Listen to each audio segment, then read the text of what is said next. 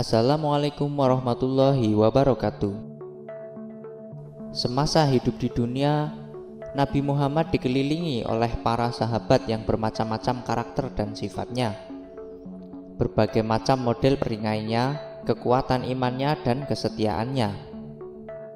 Walaupun setelah Islam menguasai Mekah dan Madinah dan para penduduk di sekitar tanah Arab telah menjadi Muslim, tetapi tetap saja ada beberapa orang yang masih membawa kebiasaan lamanya walaupun telah menjadi seorang Muslim.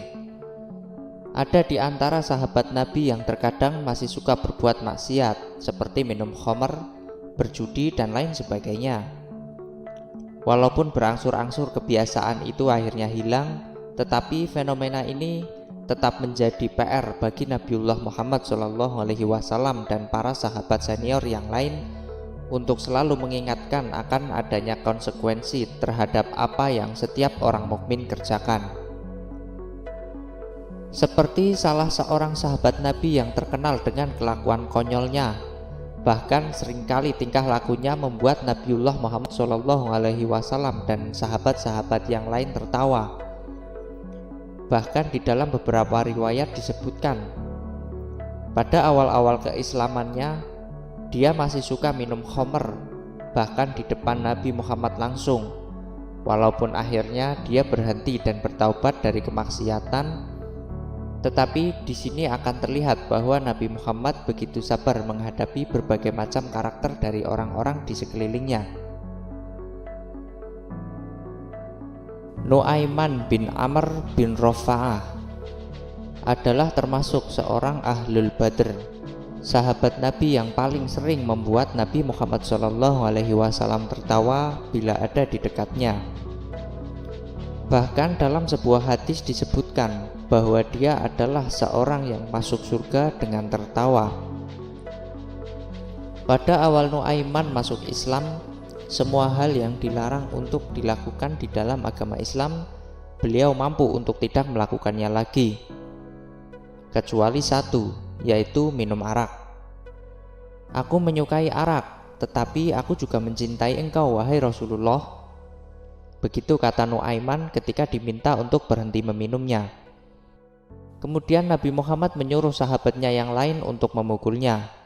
Sampai kejadian ini terus berulang, hingga akhirnya Nabi Muhammad SAW mengancam jika dia masih meminum khamr lagi, maka bunuhlah dia. Barulah Nu'aiman benar-benar berhenti dan bertaubat dari minum khamr lagi. Suatu hari Nu'aiman berjalan-jalan di sebuah pasar di kota Madinah. Kemudian dia mengambil beberapa makanan dan buah-buahan yang dia sukai dari beberapa pedagang yang ada di sana. Tanpa banyak bicara, dia kemudian membawa makanan yang telah dia pilih itu ke hadapan Nabi Muhammad SAW seraya berkata, "Wahai Nabiullah, ini saya bawakan makanan sebagai hadiah untukmu." Sambil tersenyum, beliau berterima kasih kepada Nu'aiman dan mengajak dia memakan bersama makanan tersebut. Selang beberapa lama, penjual makanan yang makanannya diambil oleh Nu'aiman itu menghampiri mereka berdua dan menagih uang sebagai bayaran atas makanan yang Nabi dan Nu'aiman makan itu. Tanpa banyak bicara, Nu'aiman meminta Nabi Muhammad untuk membayarnya. Nabi pun kaget mendengarnya, seraya berujar, "Loh, bukankah engkau memberikannya sebagai hadiah untukku?" "Betul wahai Rasulullah, tetapi aku tidak punya uang, dan karena engkau dan aku telah memakannya, aku ingin agar engkau yang membayarnya." Mendengar jawaban tersebut, Nabi Muhammad hanya tertawa dan akhirnya membayar semua makanan yang mereka berdua makan. Tak hanya itu, tingkah nyeleneh dari Nu'aiman ini benar-benar membuat heran sahabat-sahabat yang lain. Tetapi beberapa kali pun Nu'aiman beraksi, Nabi Muhammad tidak pernah sekalipun marah kepadanya. Tapi justru beliau selalu merasa terhibur karena tingkah polanya itu. Karena jarang sekali ada sahabat yang berani bertindak konyol kepada Nabiullah Muhammad SAW.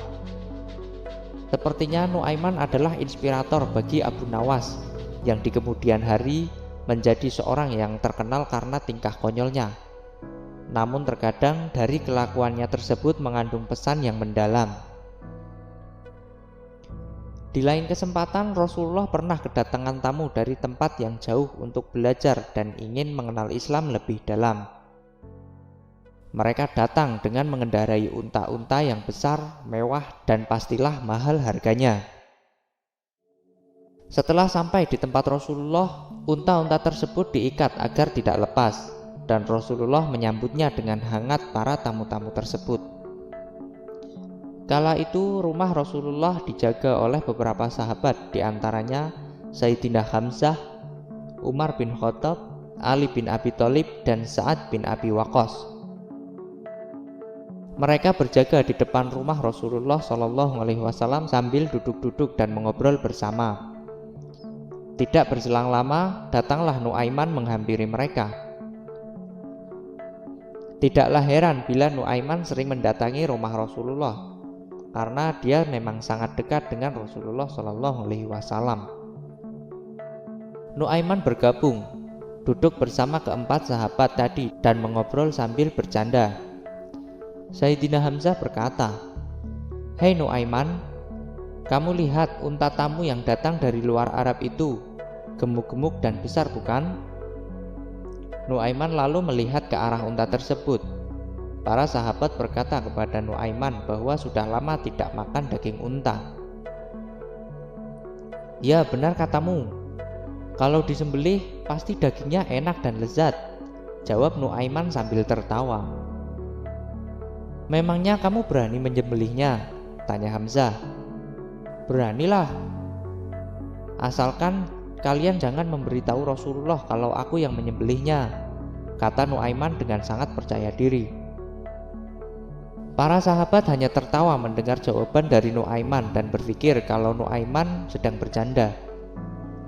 Tiba-tiba Nuaiman beranjak sambil membawa pedangnya dan menyembelih salah satu unta milik tamu Rasulullah SAW di depan para sahabat yang hanya bisa bengong melihat Nuaiman yang ternyata serius untuk menyembelih salah satu unta tersebut. "Wahai Hamzah, ini untanya sudah aku potong. Aku mau pergi dulu sebentar. Tolong nanti jika Rasulullah mencariku, jangan katakan di mana aku berada. Nanti kalau keadaan sudah aman, kita masak untanya dan kita makan bersama-sama." Selanjutnya Nuaiman beranjak pergi meninggalkan para sahabat yang sedang berjaga di depan rumah Rasulullah yang semakin kebingungan melihat apa yang dilakukan bocah tersebut. Mereka bingung harus berkata apa kepada Rasulullah bila beliau keluar. Mereka khawatir nanti dibilang tidak bisa menjaga kendaraan unta milik tamu Rasulullah SAW. Benar saja, ketika para tamu hendak pulang, maka mereka terkejut karena salah satu unta mereka sudah disembelih. Para sahabat terdiam ketika ditatap oleh Rasulullah SAW. "Itu ulah Nuaiman ya Rasulullah," ucap mereka. Selanjutnya Rasulullah SAW memerintahkan Umar bin Khattab untuk mencari pengganti unta milik tamunya dengan ganti rugi yang sepadan. Setelah urusan dengan tamu selesai, Rasulullah dan para sahabat kemudian kompak untuk membalas perbuatan Nuaiman. Mereka pergi mencari keberadaan Nuaiman ke berbagai penjuru kota Madinah, sedangkan Nuaiman berlari mendekati perbatasan kota Madinah. Dalam pelariannya itu, Nuaiman bertemu dengan sahabat Nabi, Al-Miqdad ibnu Aswad. Pada saat itu Al-Miqdad sedang menggali sumur. Nuaiman datang dengan memberi segala puji-pujian kepada Al-Miqdad. "Wahai sahabat Rasul, kamu orang yang pernah ikut perang Badar. Kamu orang yang hebat," ujar Nuaiman merayu. Al-Miqdad tersenyum keheranan. Namun begitu Nuaiman berbicara manis lagi, dia sadar bahwa Nuaiman pasti ada maunya. Tolonglah, aku ini lagi dikejar-kejar orang jahat. Tolong selamatkan aku mau sembunyi di dalam sumur ini," pintanya. Al-Miqdad tidak keberatan dan mempersilahkan Nuaiman masuk ke dalam sumur. "Silahkan masuk," ujarnya. "Nanti kalau ada orang yang mencariku, tolong jangan beritahu ya, siapapun orangnya, walaupun itu Rasulullah sekalipun," pintanya kepada Al-Miqdad. Al-Miqdad pun mengiyakan saja. Dia berpikir, mana mungkin juga Rasulullah datang ke tempatnya itu. Nuaiman lalu masuk ke dalam sumur untuk bersembunyi dari kejaran Rasulullah dan sahabatnya.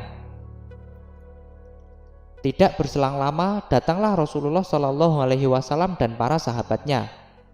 Sudah tentu Al-Miqdad kebingungan. "Ya Rasulullah, ada apa ini?" tanyanya. "Kami sedang mencari Nuaiman. Di mana dia? Apakah engkau melihatnya?" jawab Rasulullah. Al-Miqdad lantas kebingungan, namun tidak bisa berbohong karena telah berjanji kepada Nuaiman. "Wahai Rasulullah, mata saya tidak melihat kepada Nuaiman," ujar Al-Miqdad sembari memberikan isyarat kepada Rasulullah ke arah sumur. Karena Rasulullah mengetahui apa yang dimaksud oleh Al-Miqdad, maka tertangkaplah Nuaiman yang sedang meringkuk di dalam sumur. Saat ditanya Rasulullah mengapa melakukan itu, jawaban Nuaiman lagi-lagi membuat Rasulullah tersenyum. "Tanyakan saja kepada orang yang menunjukkan kepadamu tempat persembunyianku itu," jawab Nuaiman tanpa ada rasa bersalah sedikit pun.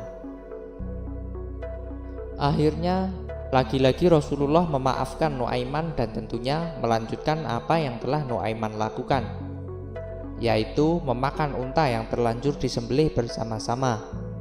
Semuanya senang, semuanya kenyang. Wallahu a'lam bishawab.